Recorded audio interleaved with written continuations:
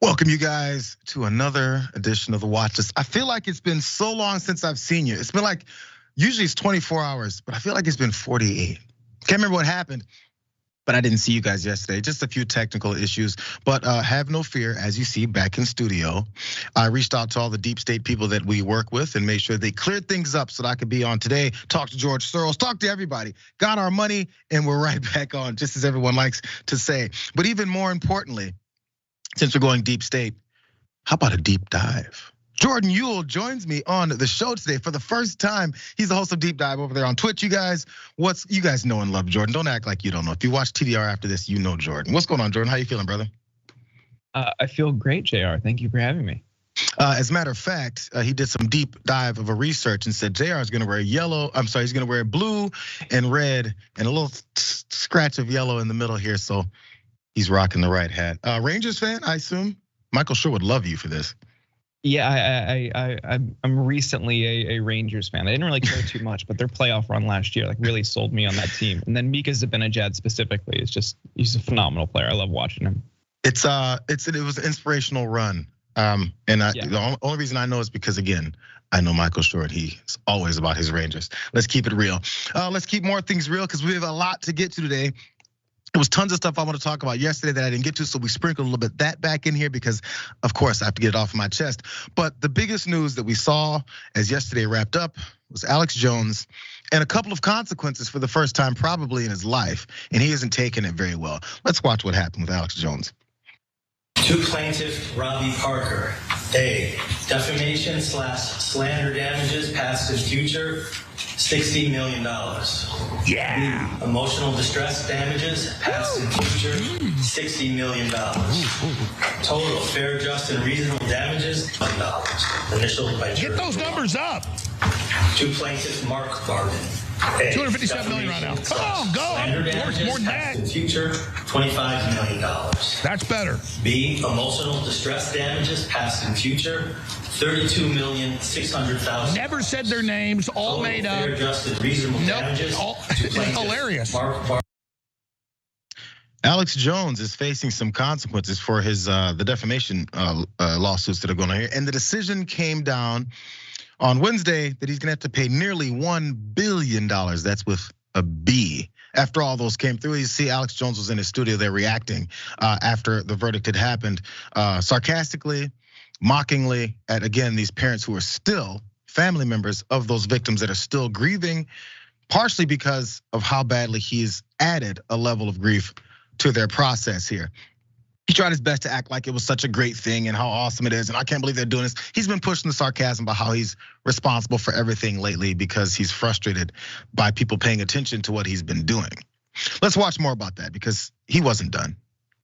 And against Alex Jones and free speech systems, headline A and line B. Why are these numbers only in the millions?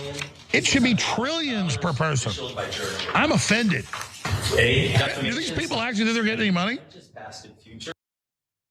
Do these people think they're actually getting any money? That's the next line of his thought process. Laughing at it, mocking, they're not getting money. These people, I can't believe it. As we go through this and we talk about the potential or what people claimed, his apologies and everything, I want you guys to pay attention to his energy, his attitude after all this is going down. Either way it goes, he said no one's gonna get a penny of this stuff, but at the same time, he is asking for some money. I wonder where that's gonna go. Let's watch him ask. They want to scare everybody away from freedom and scare us away from questioning Uvalde and what really happened there or Parkland or any other event. And guess what? We're not scared and we're not going away and we're not going to stop. And literally for hundreds of thousands of dollars, I can keep them in court for years. I can appeal this stuff. We can stand up against this travesty, against the billions of dollars they want. It's a joke. So please go to InfoWarsStore.com and get Vitamin Mineral Fusion, get X3, get all the great products that are there that keep us on air at InfoWarsStore.com. You know, it's about those products. It's not about what they can do for you. It's about buying those so you can keep me on the air. Not because vitamin, mineral X, or whatever the hell he's talking about, steel wool in your throat, whatever it is. Not that it's helpful, that it'll keep me on air. Here's some details for I'll open it up to you, Jordan, here. As this jury again decided just on Wednesday that InfoWars founder Alex Jones must pay, here's the exact amount, $965 million for spewing lies about the 2012 Sandy Hook elementary school shooting, calling it a hoax, and that the grieving parents involved were paid actors. That's really nice. The money will go straight to the pockets of family members who lost children in the massacre and to an FBI agent who was harassed by Jones's listeners. That particular person kind of get lost in the mix because of how many children were killed here. There were also 15 plaintiffs in total to total that amount. Again, this is added on to the 49 million from the previous decision for, I believe it was 2 families in that particular case. There's more info on this. There's one huge defender that we need to go ahead and debunk. But first, initial thoughts, Jordan. I mean, this couldn't happen to a worse person. Alex Jones is absolutely vile. He has just totally spiraled downward over the past 10, 15 years or so. In his early career, he was kind of funny when he was mostly harmless. Just, typical, harmless conspiracy theories, aliens, secret societies, whatnot. But like that quest for more and more viewers, I think it shows just how digital culture and having like an internet first based career can really warp your brain, because you really are just always chasing the dragon, like more and more viewers, more and more engagement. And that led him down some really dangerous paths, and he's inflicted real harm on families who were traumatized. Just looking at that footage, like the sadness from those parents who will never see their kids again, and he's reveling in it, saying he'll never pay them. It also shows how people abuse the bankruptcy process. And looking at those parents, then also before we did the show today, I saw the Parkland verdict was coming out and the sentencing in the Parkland case, and just seeing the same sorts of faces on those parents. And I can't even imagine how traumatizing that must be to sit through a hearing like that as your life is litigated in a courtroom and knowing you'll never see your child again. I think it just shows just how off the rails he is, that he's gleefully saying they'll never see that money. It should be in the trillions, and then hawking garbage minerals and supplements to rake in more money. It really shows this is ultimately what it's about for him. It's just making money off of people's pain. People were saying that he's worth what at least he and his businesses are worth between 135 and 270 million, which obviously is much smaller than $965 million number. So that's why he's trying to save InfoWars, keep it around. And by the way, we're gonna skip through some of these graphics, but just the fact he goes, as long as you guys give me hundreds of thousands of dollars, I can hold this up in court for long enough. In other words, nothing about justice, nothing about getting to a conclusion. I just want to keep harassing them as long as possible and drag this out. Give me money to help be an extremely bad guy. There's other words I would have used if we weren't on air, but I think you guys know what some of those are. They also match up with this particular person who was defending Jones. Let's go to Marjorie Taylor Greene's tweet here, you guys, graphic 5 down here at the bottom. Because of course she's defending him on nonsense. She says, no matter what you think of Alex Jones, all he did was speak words. He was not the one who pulled the trigger. Were his words wrong, and did he apologize? She says yes. That's what freedom of speech is. Freedom to speak words. Political persecution must end. Pause there, you guys, because she says political persecution must end. So this is about politics. I'm gonna tell you why this is about politics, because people like Marjorie Taylor Greene, politician, people like Matt Gaetz, politician, people like Donald Trump, politician, conservative pundits, political speakers, all side with Alex Jones throughout this entire process, sided with him after he did it, and people saw how horrific it was and said, let's continue to prop up Alex Jones. Let's promote him as a key member of the conservative movement after he obviously was coming after these families on this fake BS. That's why it's political. So now you've associated yourself and connected yourself to this conspiracy theorist who's gone after families, had his followers threaten them after they've lost their children, and now it's political because of you, Marjorie Taylor Greene, that it's political. And also, did he apologize in words or just words? Think about all the words that conservatives don't like that anyone else says that they don't agree with. Are they just words to them? Or are they the end of our country, coming for your children? Teaching is gonna kill them. History lessons, harmful. Those are words, Marjorie Taylor Greene. Why are you so against words? It's freedom of speech, right? Unless it's this kind of speech you just don't like, Jordan. What Marjorie Taylor Greene doesn't seem to understand or doesn't want to understand is that freedom of speech isn't freedom from consequences. You could say most anything, but there's limits, and I think we can all agree that there are some reasonable limits. The common one is can't yell fire in a crowded theater. That's fighting words, threats, those are typically not protected. But things like this, sure, you could say it's free speech, but that doesn't mean other people can't be upset or react or retaliate, which is what the parents did here. So it's this really dumb understanding of free speech that conservatives like to latch onto and trot it out when something really heinous or offensive happens. It's used to defend racism, it's used to defend sexism or other forms of bigotry. And here, harassing, threatening, maligning, libeling parents of victims of an elementary school shooting, which is something that you're gonna have to face a consequence for. So, societal consequences aren't the same thing as infringing on free speech. That's not the government coming in and saying, hey, you are legally not allowed to say this. It's, families filed a civil suit. There's nothing that protects you in the Constitution. There's nothing that protects you from that. And there has to be something that protects these families from the actual violence that was at their front door based off of that free speech that Marjorie Taylor Greene is still defending. Don't forget who she is. Let's go to this next story because, I guess the hatred just has to flow throughout everyone, especially when it comes to folks that are in crisis and are addicts as well. Let's go to this. We saw it earlier this week, but again, this is something I had to talk about. Let's go. Tonight, we are learning even more about Joe and Hunter's interactions, including this voicemail obtained by the Daily Mail from October of 2018, where Joe Biden is allegedly begging Hunter to get help for his substance abuse. Take a listen. Dad, I called to tell you I love you. I love you more than the whole world, pal. I gotta get some help. I don't know what to do. I know you don't either. Can you believe that? I'm so glad Sean Hannity is blowing the lid off of this entire thing about Hunter Biden being a drug addict and his father, the president of the United States, Joe Biden, in a private message to his son. He actually said, I don't know what to do, son. I wanna help you out. You mean more to me than the whole world. I don't know what to do, and I know you don't either. Let's get you some help. I can't believe he'd do such a thing. What a heartless bastard. Crazy, because I think Sean Hannity thought, just as long as we say someone has some kind of issues with their family and maybe there's a family member who is on drugs, that's just the end all be all. Time to judge. And he's just showing us who the Republican Party really is. Some details, because Hannity played this audio. It was obtained by the Daily Mail and was reportedly recorded on October 15th of 2018.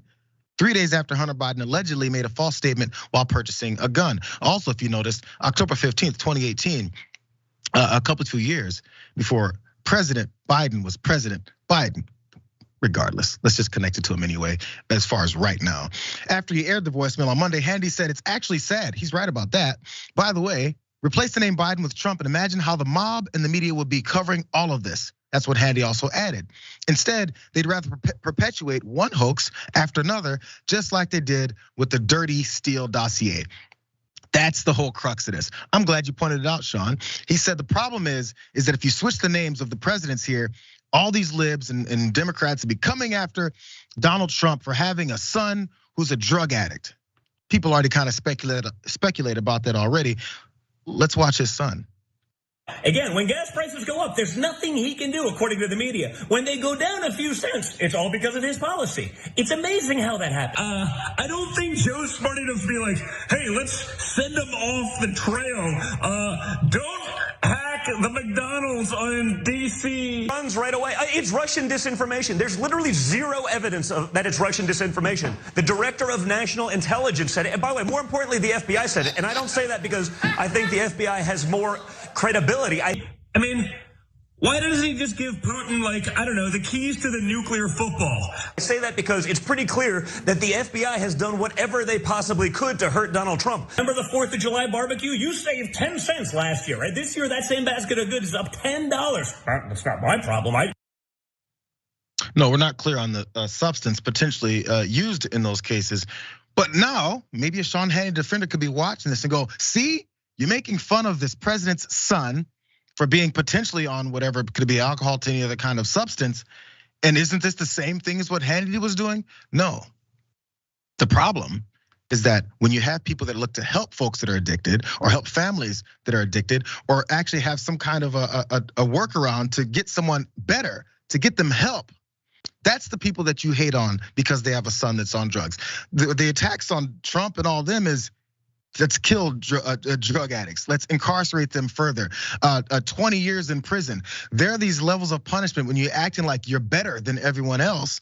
And sometimes you have to point out, we all know a drug addict. We all got members of the family that have issues at times. And you're acting like you're above it. So then you start to lord over other folks and tell them, hey, we're better than you. We're gonna put together all these laws and actually incarcerate folks for minimal things because we wanna show how we're tough on crime. Except when it's your crime. We see this regularity. Before we go to more about this, Jordan, your thoughts? Sure, what conservatives and what Hannity thought the reaction was going to be to this voicemail. All of that did was show Joe Biden loves his son. That's it. Okay, I mean, that's a reasonable position. Most people, I think most normal people in this country, if their kid had addiction issues, they would do something similar. So I think it shows how detached Hannity and other Fox personalities are from, just being able to evaluate human interaction, but also addiction. And this is something that Trump really tried to pat himself on the back for, that he was, tackling the opioid crisis and he wanted to, help people break free from their addiction and threw money around, and nothing really became of that, but it was a good PR thing for Trump during his administration. I don't understand just this idea that we need to malign addicts. Never really understood it, because those are people who desperately need help, and just shunning them, mocking them, incarcerating them isn't ever going to help. That's not how you cure an addiction. So I don't quite understand that. But the more analogous thing, I don't know if it's necessarily Don Jr., it's really Bush's kids. If you remember when Bush was president, his daughters were constantly in the news for being big partiers. And like, honestly, I don't really care. They were in college, they can do whatever they want. But the right was clutching their pearls that anybody would dare cover Bush's kids for their partying. So we have an example of what the right wing media would do if tables were turned. It was during the Bush administration. And we saw it, and it's always based off of circling the wagons, not off of any of these actual principles. It's about the political side of it. There was other reactions that are similar to what we're talking about here, but graphic 5 here on this particular tweet from Brian Dawson, I think encapsulates it the best. He said Biden lost his wife and son. They keep forgetting this part. And his son Beau. His other son Hunter lost his mother and brother. Struggled with depression, alcohol, and drugs. Biden called him to tell him he loved him without condition. Sean Hannity aired the call to hurt Biden. Republicans are sick. I admire Joe Biden more. I think that's probably most of the response from folks that saw that and know the story and everything about that. We've heard the story about Donald Trump The reason he's not a drinker at all, partially, he lost his brother to alcoholism. It scars you, but we can acknowledge that, but then not acknowledge that this family member lost so much. And maybe it affected him to the point where he ended up in this state. Or maybe it wasn't, maybe it was something else. It doesn't matter. That's the whole point. To try not to score political points based off someone else's life, strictly for that reason. You can use them as an example as why you want to do something different. But if this is just straight attack to be like, now the midterms are coming, look at this audio. You come up empty. Let's take this break, you guys. I want to get a few of your comments. And also after that, when we come back, comedian Eric Andre, a little bit crazed guy, he's a funny guy. Wasn't joking, wasn't laughing, didn't like anything that was happened to him at Atlanta's airport, because he was stopped and frisked. Let's keep it real. We'll do that story when we come back.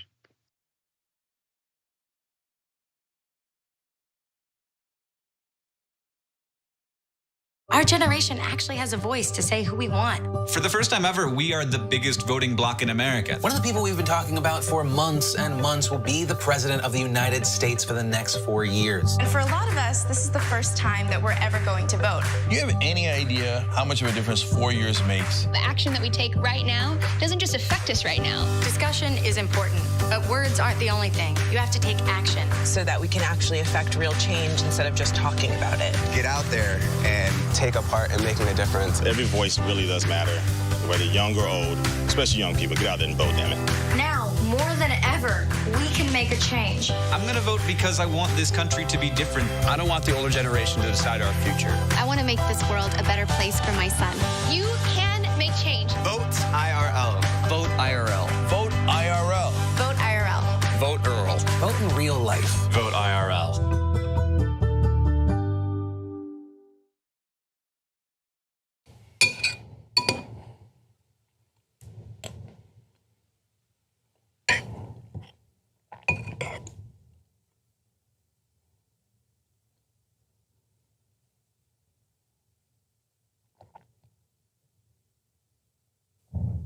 Can we eat in here?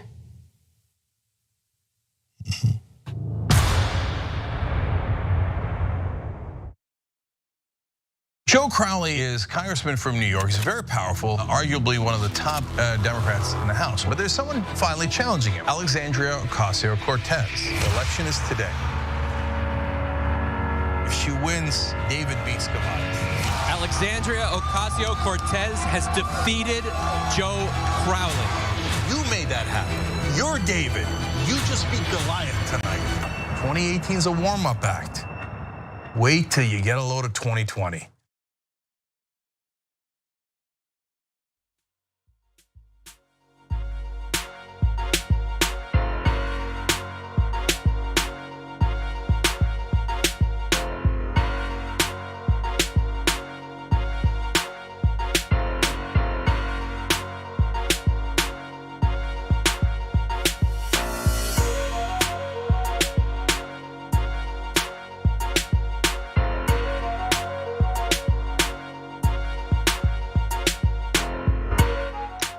Watch this, you guys. As I said, I missed you, so of course, I'm gonna read a couple of these comments here. TYT members, haven't heard from Chocolate Addicted Dragon.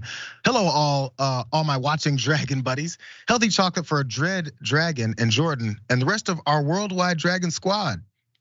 Sorry, Jordan, but I don't know your dragon name. If you have one, let us know. Do you have one? You must. They've given me several. I can't really keep up. I don't know.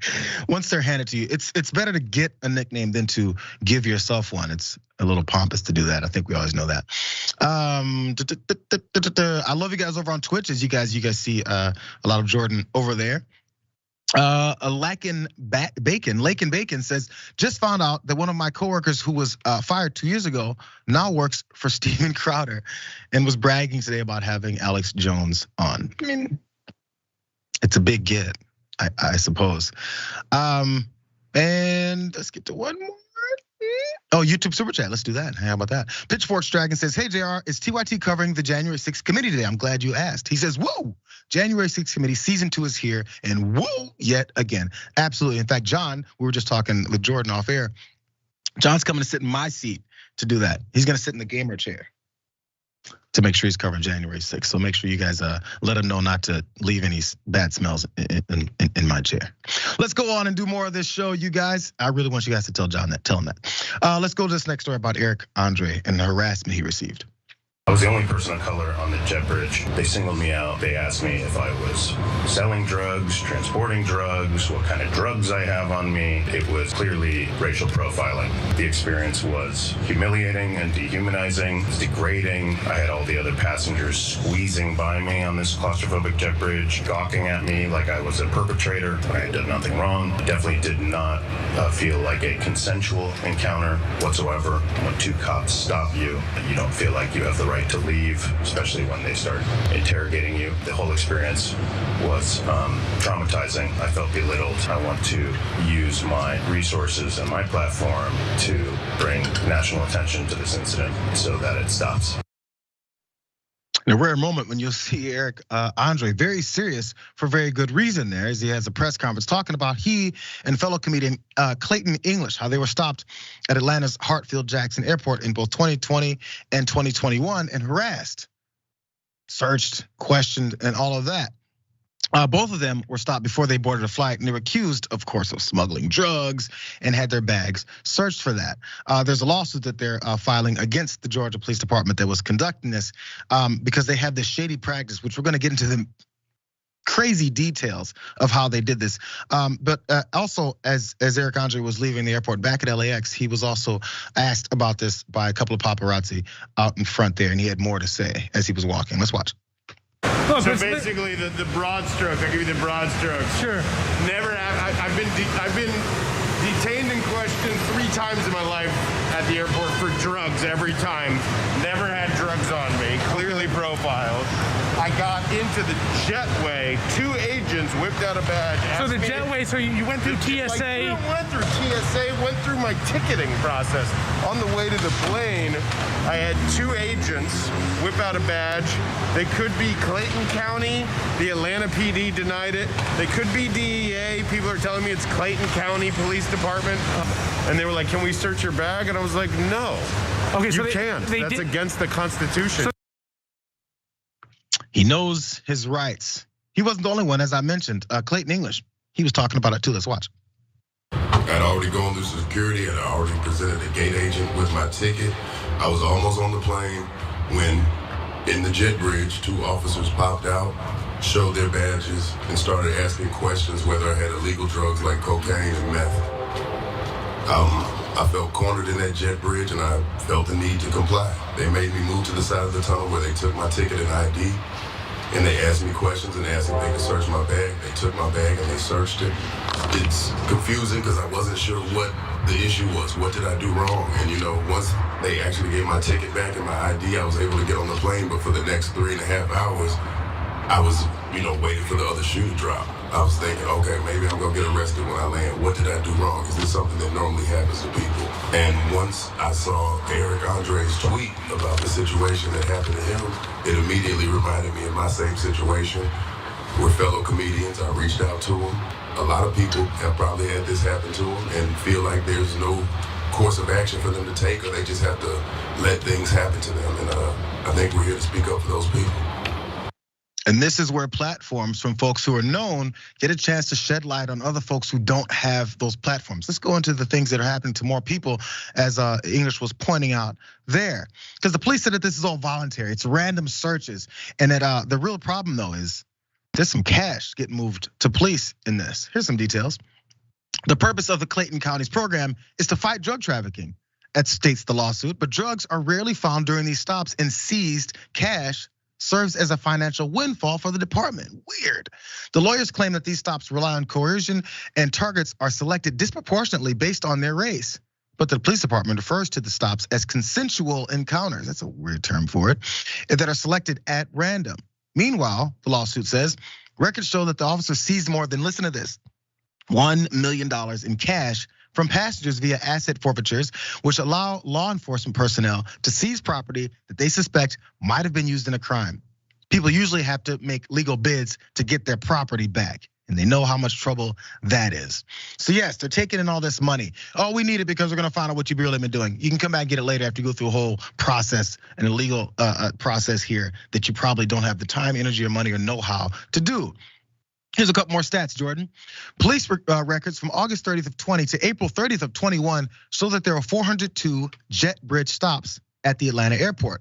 Of the 378 passengers whose race was listed, 211 of those 378 were black, 56%, and 258 were people of color, 68% of those stopped. That's what the lawsuit says. Out of the 402 total stops, only 3 reported drug seizures. 3 out of 402. And those 3 were 10 grams of drugs from one passenger, 26 grams of suspected THC gummies from a different passenger, and 6 prescription pills without a prescription from a third passenger. That's what the lawsuit reads. 2 of those people were charged. Crazy. It's almost like they're just gathering up people and seeing what they can get from them, and afterwards it's just whatever. They're just stealing from people. Like, I also don't believe that what the cops say they took, or most of it, if any of it, was actually illegal. Suspected THC gummies, you can't prove it, you haven't done testing. That's it. 6 prescription pills. I travel with a prescription, I don't bring my slip from the doctor, I just keep it in a little bottle. So the same thing would apply. This is totally ludicrous, and it really shows how damaging civil asset forfeiture is in this country. Like, they could just take $1 million from passengers who are doing nothing wrong. That's crazy. And like you said, you could file a legal claim to get it back, but that's costly. Then pay for a lawyer to get your money back, and people probably just do a cost benefit analysis and see, oh, this lawyer is gonna cost me more than the money that the police took from me, so they can just have it. So they don't lose more money in the long run. This is totally bogus, and this has to end. I feel bad for Eric Andre. I feel bad for people who have been in this situation before. Certainly there are many, many more. You shouldn't be harassed. You shouldn't be racially profiled just trying to board a plane. I watched his Kimmel interview where he talked about it more, and he's in business class. So it's like, what is, if you really want to, like, and the police definitely police on class-based lines in addition to race-based lines. So when you're pulling someone aside who's in first class, and nobody else in that section, it's only because he's black. This is like totally transparent. So this racist policing, the civil asset forfeiture, the theft from people who are just going about their daily lives, it's just some of the many, many issues with policing in today's society. And by the way, I've maybe targeted him because he recognized him, things like that. As he said, he's been stopped 3 times. It's always about drugs, but there's also potentially this. Here's a big piece of information. Because the lawsuit also states that of those 402 stops that yielded more than $1 million, as we pointed out, from 25 passengers, but only 2 people, the same caught with drugs, were charged. So $1 million from 25 people. That's a lot of money from each one that they would assume. So maybe they're like, oh, maybe there is something about business class, or certain people in business class that they assume maybe have some cash, but also they can get for busting on some drugs. And if they don't, who cares? We'll take that cash. I don't know, that's all speculation, but $1 million from 25 people, Jesus. It's crazy, and hopefully something finally does happen and they change this entire policy, because let's keep it real, it's stop and frisk, and it's specifically targeting people. Let's go to this next story. Speaking of people getting busted, this time for real, and this time legitimately. Let's go. Give me the car keys. I'm not asking you twice, give me the car keys.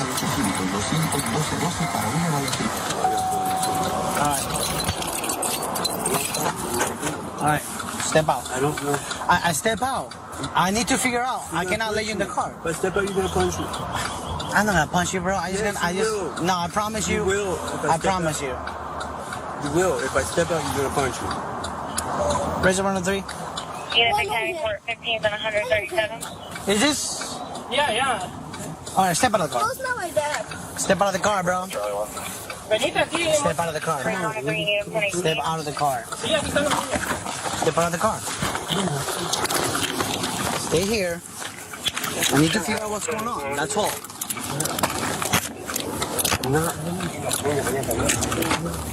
Razor 103.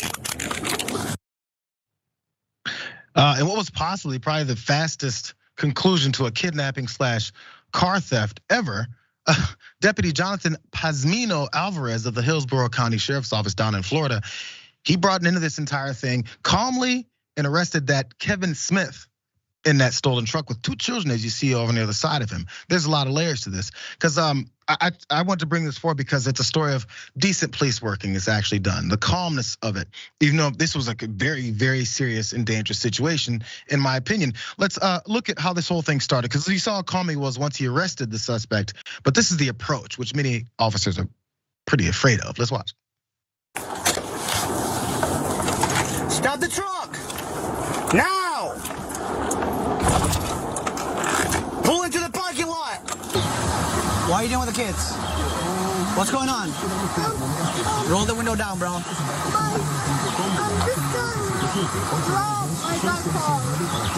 D's not your car? Step out of the car. Step out of the car, bro. Okay, step out of the car. Help me out here. Is that you? All right, let me figure it out. Okay, put that bottle away. Put that bottle away. Yeah, I cannot let you. Give me the car keys. Then. Give me the car keys. Give me the car keys. I know where your dad is. I know where your dad is. I saw him running this way. So how'd this happen so quickly? Deputy Jonathan Pazmino Alvarez was flagged down on Monday around 6:40 p.m. near the area of East 137th, yes, that area in Tampa, by a man who said his truck had just been stolen with his 2 young children still inside. So within minutes, that same deputy arrested Kevin Smith, as we saw, who faces 2 counts of felony kidnapping and 1 count of grand theft of a motor vehicle charges. That's according to the sheriff's office. Everyone was so calm here. It's tripping me out, Jordan, because those kids chilling in the side were like, hey, he's not my dad. Here's a few details. One of the children tells the deputy, in case you guys couldn't hear it, that Smith robbed their dad's car. That's what the body cam showed. And also during that video, you can see the deputy talking off camera to someone, asking, is this him? A child in the passenger seat then says, that's not my dad. Very calmly, not diving out of the car like I would have been. Deputy said that the man behind the wheel was 37-year-old Kevin Smith, and he has a criminal history that dates back to 2003. And those 2 kids were 4 and 8 years old. Could have been so much worse. Here's a mugshot of the guy that they arrested. But again, Jordan, I know we talk about cops and the bad work that they do, but this is, again, the guy was saying, when I get out, you're gonna punch me. There's this distrust. Was there anger? Was there tasers? Was there a baton? Was there guns? All that, and they got the guy because they just followed the procedures and pulled him out of the car like they needed to, without escalating the anger and emotion around this. First and foremost, I'm glad the kids are okay. That's probably deeply traumatizing for them and very scary for the dad. But this demonstrates the restraint that officers can and should use in these situations. I saw some people over in Twitch chat pointing out, like, it probably would have been very different if the suspect didn't look like that, unfortunately, because of the racial bias and inherent bias in our police.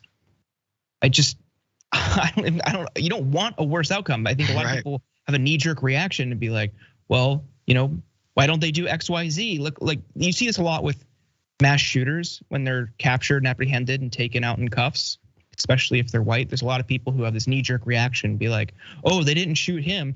Look, we don't want anybody to be shot, because there is no crime in this country whatsoever that, the penalty is being killed on the spot.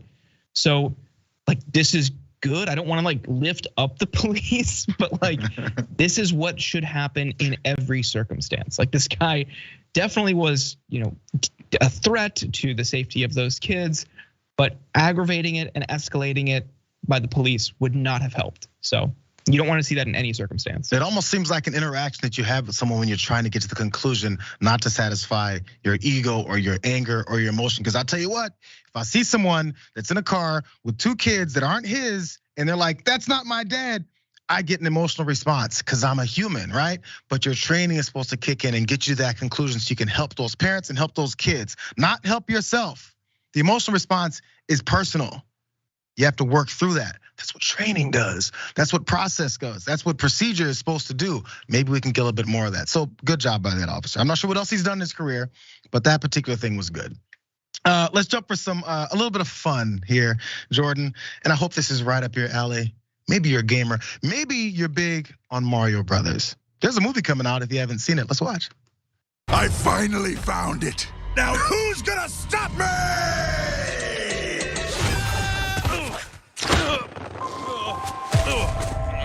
What is this place? Do not touch that mushroom, you'll die! Oh, I'm sorry. That one's perfectly fine. Come on, Mario! Mushroom Kingdom, here we come. Oh, Mario, the beloved classic character. They're bringing him to life in movie form. But what's up with that voice? That is the question everyone is asking.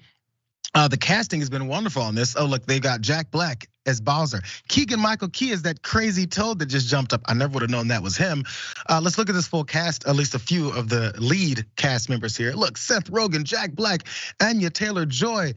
Chris Pratt is Mario, if you heard that voice there. In fact, let's listen to that voice again. Now that you know who he is, I'm sure you guys already knew because you guys been complaining about this so much. Let's listen to that again. Mushroom Kingdom, here we come. Here we come. I'm not the type that complains about movies because, again, all of it is just general fun anyway, so people can watch it and escape.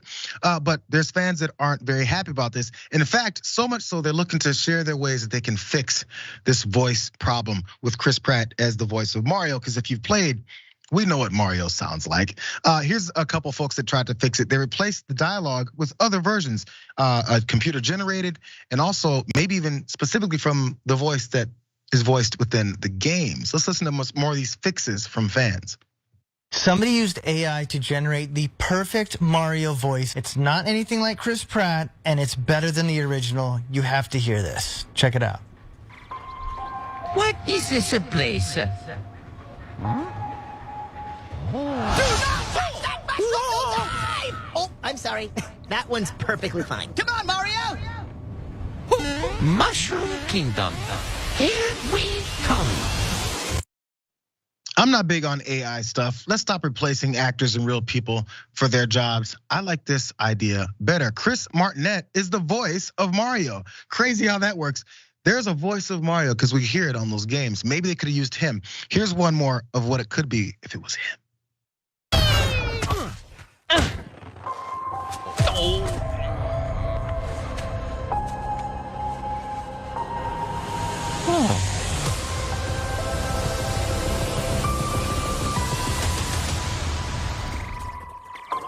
Mamma mia.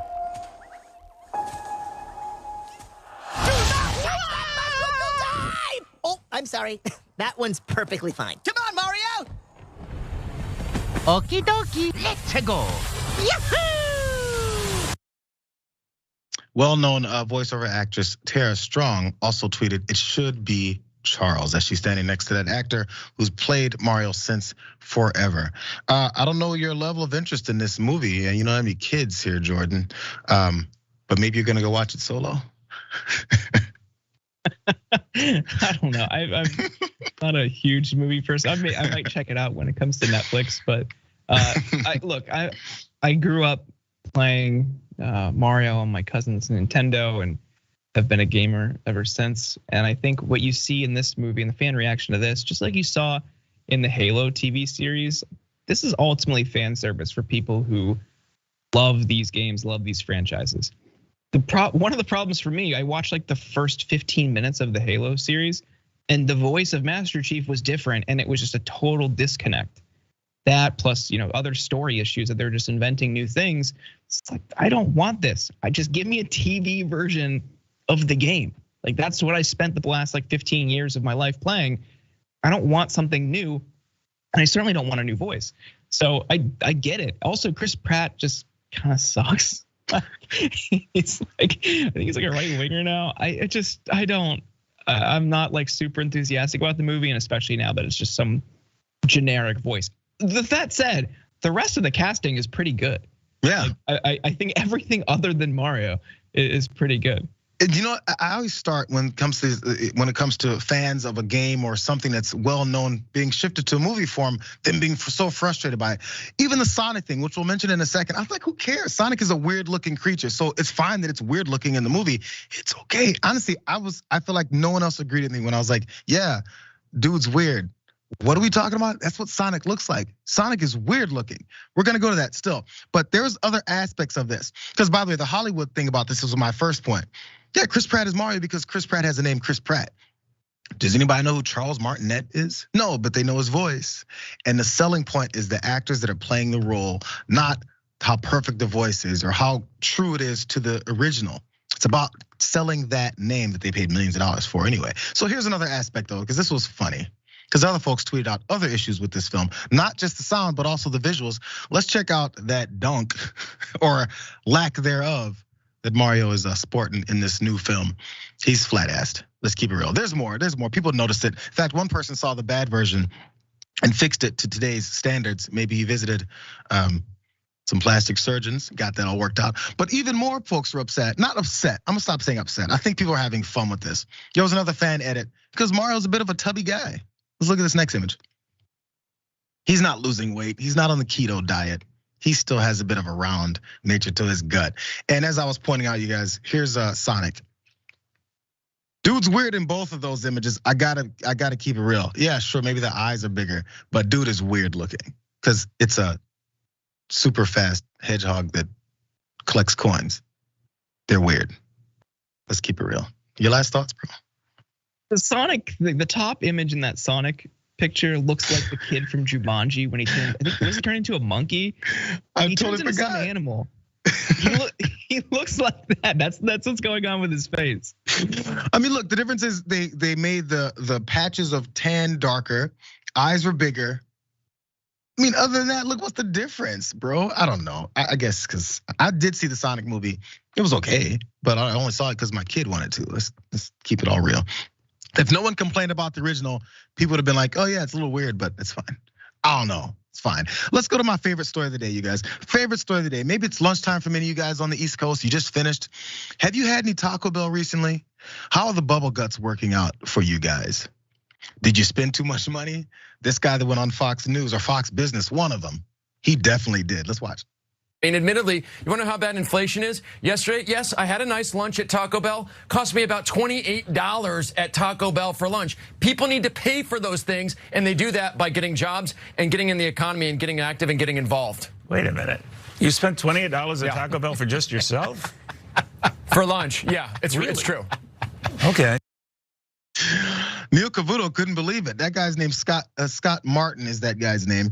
And he just complained about the inflation, the price of food and everything. I went to Taco Bell, I spent $30. To be fair, he said he spent $28 at Taco Bell, bro. I know fast food is not cheap like we always consider it to be, but I think this is a little bit egregious. So you know what happened? We have a crack team here and they dug deep. Speaking of deep dives, Jordan, they dove deep to find out exactly what you can get from Taco Bell for $28 effing. And I want you to, again, keep your stomachs in mind as you think about this. So $28 at Taco Bell gets you 9 Chipotle Ranch grilled chicken burritos. They're $3 each. See if you can pack 9 of those into your stomach. There's more. Maybe you want something a little bit bigger, maybe more specialty items, so you don't have to have as many. 3 spicy double steak grilled cheese burritos you can get. Also a Chipotle Ranch grilled chicken burrito and 3 Mountain Dew Baja Blast.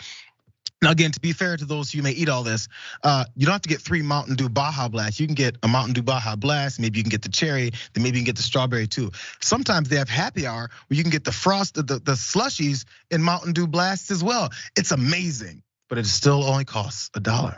Adding to your $28 fee. There's more though. Maybe you want to go small. Maybe you're driving for longer distances and you need something that's not as messy and you can quickly jam into your face. 19 times though for the 19 cheesy roll-ups that you can get for $28 as long as you add the cinnamon twists at the end if you're a fan of dessert. You Taco Bell fan? Taco fan? Go ahead. I love it. I love the graphic design. Also, just cheers all around. Look, I'm gonna be a contrarian. I'm with this guy. He wants to live Moss. Like, let him. Like, let him eat a lot. I don't care. I don't see what the big deal is. It's kind of funny, but all these people were like cracking on him, and he's like this. Oh, why are you spending $28 at Taco Bell? Because it tastes good. That's why. Like, what do you want? Like, at what point? My first thought was that he just got it delivered. But maybe if he didn't, then he's just eating a lot, which good for him. Live Moss, man. Maybe it's the delivery fees. So he should have a beef with the delivery fees, because by the way, I hate all these delivery things. I'm still old school. I'm like, hey, somebody wants some food, I'm going to pick it up. I'm still there. But by the way, again, of that $28 worth of 19 cheesy roll-ups, you might have a problem that this one particular person had. I'm gonna go through this really fast, because one California woman, she submitted this complaint to iwaspoisoned.com, talking about Taco Bell, a local Taco Bell where this happened to her, where she was laid out. She goes, I feel like I'm on the brink of death. I ate 4 Crunch Wraps from there yesterday, and I haven't been able to move without vomiting since. I think I know the problem. It feels like everything is moving in slow motion, and I just want this to end. It's been 24 hours. Symptoms, she lists: vomiting. Thankfully, not in that particular picture, but some people wondered. Anonymous 6912, nice, says, ma'am, that is not food poisoning. You just ate half a kilo of sodium. It tastes good. At what point does it stop tasting good and start feeling like death and vomiting is what I want to know. Like an hour after, I think. It's just, look, it's I don't eat it a lot. I usually save it for like nights that my buddies and I like have set aside for like a long night of Fortnite or something like that. We'll all get it, and it's like a camaraderie thing. But like, it's good going down, and then like an hour later, you're like, why did I do that? But it's just like, it tastes good. Everyone has. I'm still on this guy's side. Everyone has their guilty pleasures. I get it. And as a matter of fact, for you East Coasters and Midwesterners out there, because I grew up in St. Louis and Detroit, every time I go back to Michigan, 100% of the times I'll go back to Michigan, I get off the airplane, I get in my sister's and brother-in-law's car, and I was go, hit me to the nearest White Castle, because I'm ordering a sack of 10 cheeseburgers, and I'll run through them. And they do me pretty well too. It's okay. I don't end up vomiting for 24 hours. Let's wrap up the show, you guys, with one more. You guys know my issues with bears, but it might be extended from this particular video to something else. Let's go. Oh my God! Back up. One baby bear. Baby. Come.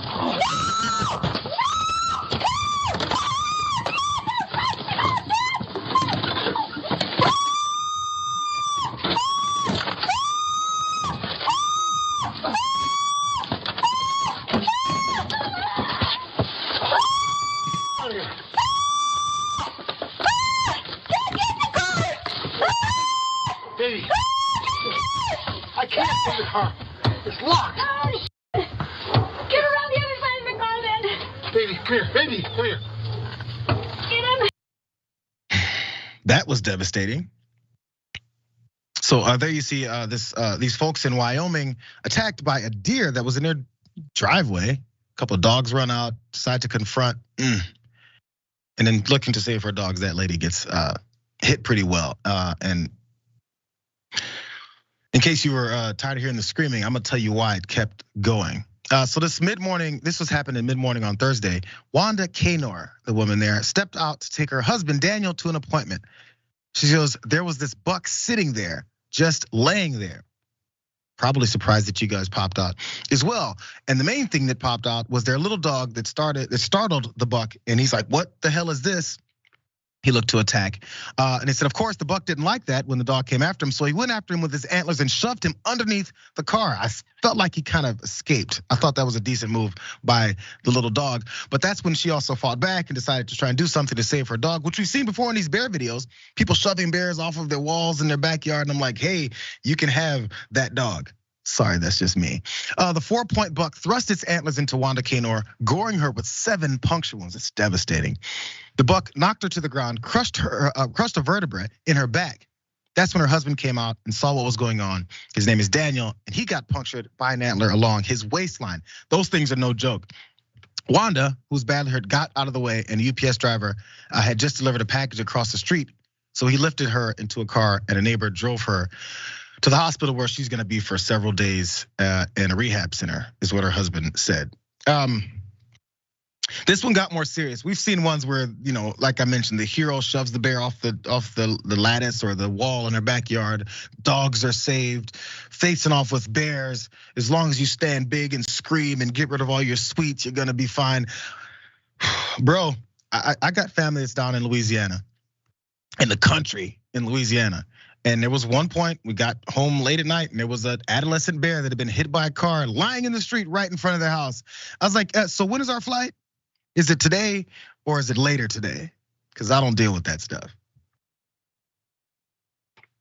Obviously, you want her to be okay, but also I'm a bit confused, like about just everything they did, like not going back inside, trying to hit the deer over the head with a purse. Like, I mean, that you just don't hit an animal, period. Like that's going to make them unhappy, and they don't know what's going on. They're just living outside because that's where they live. If it's in your driveway and your dog startles it, just go back inside for a minute or toss some food on the other side of the yard. Maybe it goes away that way. Just never hit an animal, and certainly don't try to like fight it. Grabbing the antler is a bold move, though. I was surprised by that. Yo, listen, I feel like sometimes, and it isn't even a thought process for me. When you see a deer or you see a buck with antlers, you're like, what a majestic animal, what a beautiful figure. Look at those antlers. Bro, those are there for a reason, and they're dangerous, and they're potentially deadly. I mean, she got gored 7 times. This is some serious stuff. It's like getting stabbed. And this thing, we see it, look at the skinny legs, looks like he's clumsy. These things are strong. They're made for certain things. Look, I think the dog got away. Bro, it's time to go back in the house. It's time to go back in the house. And again, I don't want it to seem like anybody's victim blaming.